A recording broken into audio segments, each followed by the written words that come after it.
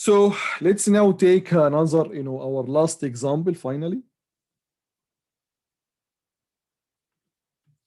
I'm gonna go with the same steps again, starting with the gray. Okay, this one here, basically this group, but it also belongs to other group, remember. So this one has, it's this adjacent here, the one on the right, with that guy and the other can make, a group, which is the gray group now. But remember, it has another adjacency, that guy. So it can also make another group.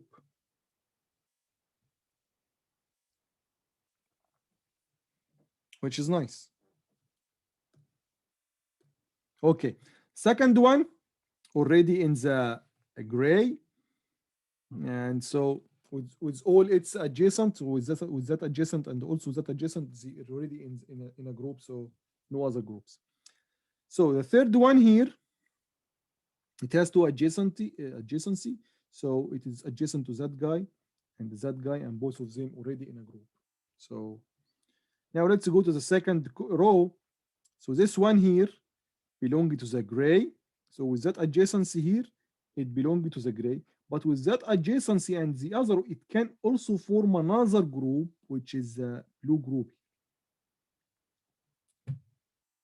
Okay, the blue group. So we have now a third prime implicant. Let's continue. The second one, with its top adjacent one, they form, and also the one on the right and the one on the left, they form two groups, the blue and the gray, and no other adjacency for it. The third one now, with the one on the right and left, it's already in the blue group, but with the one on the bottom, it forms another group. Okay. And no other group can be formed. So we go to the last one in the second row. This one with its top one, and remember with that one here, form this gray group and the blue group. So it's also exhausted. No other group can be formed. Then we go to the third row. We have only one here. Okay, already exhausted with the grid group. Then we go to the final row. We have again 1. This guy can be only form another group with the one on the top, and that's it.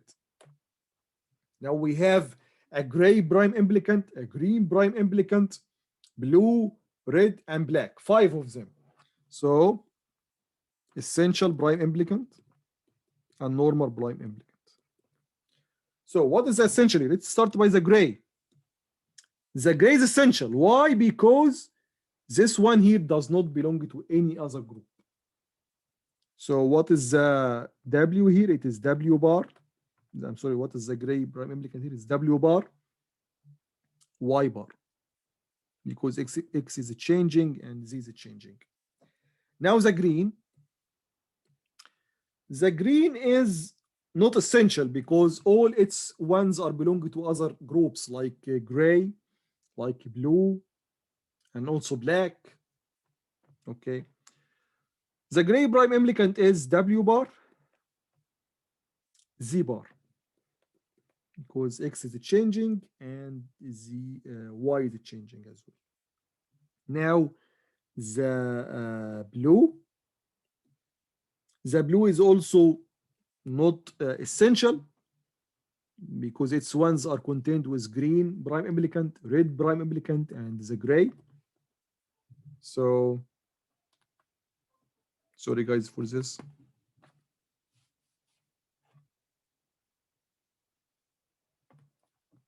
Okay, we are back now. So we were talking about the blue.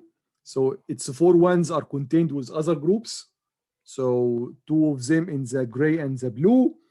1 of them, I'm sorry, the gray and the blue, the gray and the green. I'm sorry, and 1 of them in the red. Okay. So what is this blue one? It is W bar. W bar X. Yeah. Y is changing and Z is changing. Now the red. And the red, it's essential. Why? Because that one here does not belong to any other group. Oh, so what is this term here? It is W is changing, X is not changing, Y is not changing, and Z is not changing. Okay. Now finally the black. The black is essential because that one does not belong to any other group. Okay. So the black is essential. So the black is W is changing, X bar is not changing, Y is not changing, and Z bar is not changing. Now let's find the minimum. So start by the essential prime implicants, then the red, then the gray. And look here, we only have one left. Okay, so if basically, if minimum equal to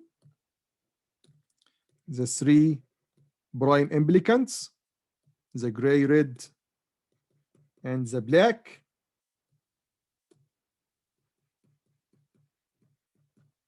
and now this one here can be contained with either the green or the blue.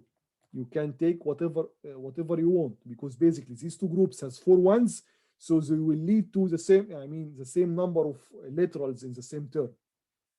Okay, so because they have 4 ones, you know, if one of this group has 8 ones and the other has 4, you should choose the one with the 8, with higher number of ones. So you can do any of them. You can take the green or the blue. So I will highlight here the one of them, which is the blue, for example. So we can here plus W bar X, but again you can make it with the green, and in that case it will be W bar Z bar. Okay, so if minimum here has 2 solutions, not just one.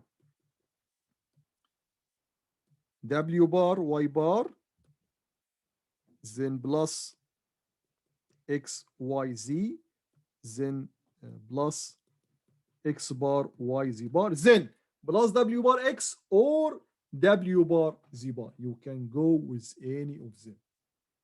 Okay, I just show you one of them here, not to mix colors, Okay, guys, so this was basically how to find the essential prime implicant, basically how to find prime implicant. Then some of these prime implicant will be essential. So then the second step is to find which prime implicant is essential, and based on that we can get the minimized or simplified version of any Boolean function using, of course, Karnaugh map. So basically we were doing that, but just by sense. Okay, and now it is here is the formal way of basically the Karnaugh map or Karnaugh map, And also you see now it is, Karnaugh map is really a visual way, It really needs a human to do it. It cannot be programmed easily. But the idea of prime implicant and essential prime implicant are basically the main or the milestone for the next method of minimization, which is called the tabulation method, which is basically a programming method. I mean, you can program it. We will do it basically on a paper and a pen, but you can take this concept, these steps of the tabulation method, and program it and make it as a program. Okay, then you can basically have very large number of inputs, something that we couldn't do with the Karnaugh map, and we don't need basically the visual strengths anymore. Okay, guys, so this was basically the end of Karnaugh map and the beginning basically of the tabulation method. So see you in the next video. Bye bye.